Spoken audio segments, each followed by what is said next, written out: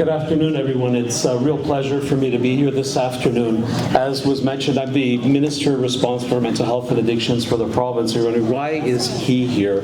I represent Vaughan Woodbridge in York region, and I go back a long way in Mississauga. Back in the day, I practiced law, and I was the president of the Mississauga Italian-Canadian Business and Professional Association. Then I became the chair for MICBA and Form Italia, which I'm sure a few of you know of, and we got the buildings built that look after the seniors in Mississauga. And as a result of that, I had a long love-hate relationship with the former mayor. Not too much hate, mostly love, because she was amazing, but she was very demanding and wanted to see things done. And of course, because of that and all the festivals we used to have in Mississauga, I had many, many opportunities to work with Carolyn as well. So when I heard that she was putting her name up to become the mayor of Mississauga, I said, well, this is the woman who's going to be able to continue building on the legacy that the mayor had created with Mississauga. And of course, I wanted to be here to encourage her, to support her. You know, when you think about the role and why people go into politics, a lot of times they go into politics, I believe, for the wrong reason. They go in because it's a job. And every time I meet a politician, the first thing I do in my mind is try to figure out, why is this person here? Are they here because they need a job, or are they here because they want to do a job? And it's a big, big difference. You know, it's one thing to take the position to have the responsibility and to actually care and do the things that need to be done to help people.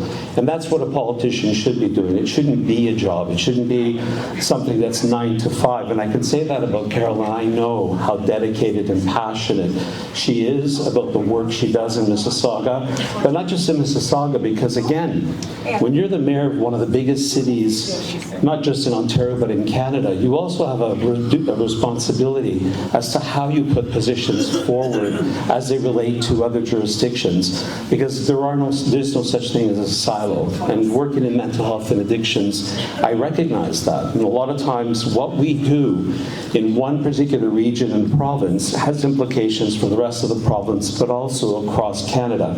I was in Calgary last week, a week ago, and there we basically worked along with 2 other provinces and had over 2,000 people talking about recovery capital and what we need to do to build a continuum of care to give relief to our hospitals. Because again, you can't have a hospital-centric system that doesn't look at helping people in their communities.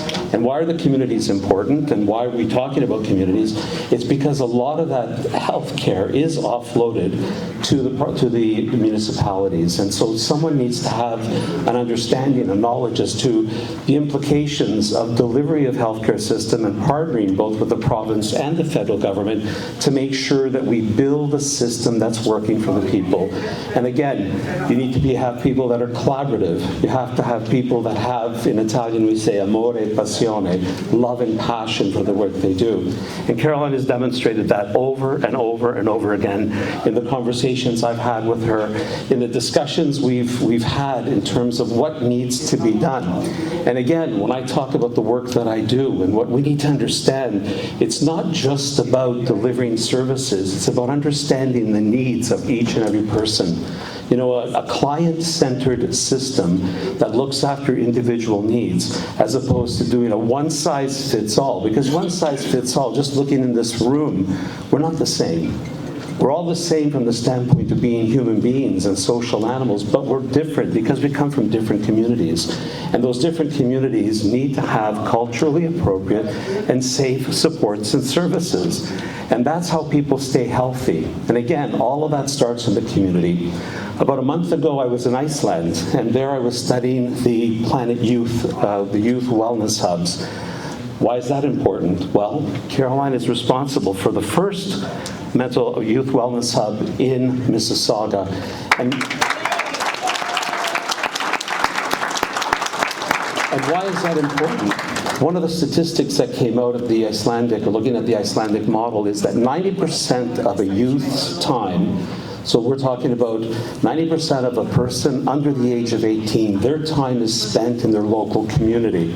Now, if the local community is not providing the supports and services for the youth, what that in effect does, it means that the youth does not have what's required. Because again, we have to look to the family unit, we have to look at the community, the schools, but all of these together are what going to form that young person and determine what that young person is going to be. 1 billion connections are made in the mind, and neural connections are made every second from when a child is born to the age of 3. What happens to that child from the age of 3 to when that child becomes an adult? All is up to the age of 18. It's all determined by what is happening in the community. So I ask you today, who do we know is going to look after our youth? Who has a proven record with youth wellness hubs and the determination to make sure that we build that system to nurture our young people? I honestly believe that the best person for this job is Carolyn Parrish, and I think she's going to do an amazing job for the city of Mississauga. And the leadership she's going to show not only for other cities in the province of Ontario, but all of Canada. You know, again, I don't want to harp on this point, but for every dollar we invest today in our youth, we will save $17 in the future, because by building resilient young people, we will have a better, safer, healthier.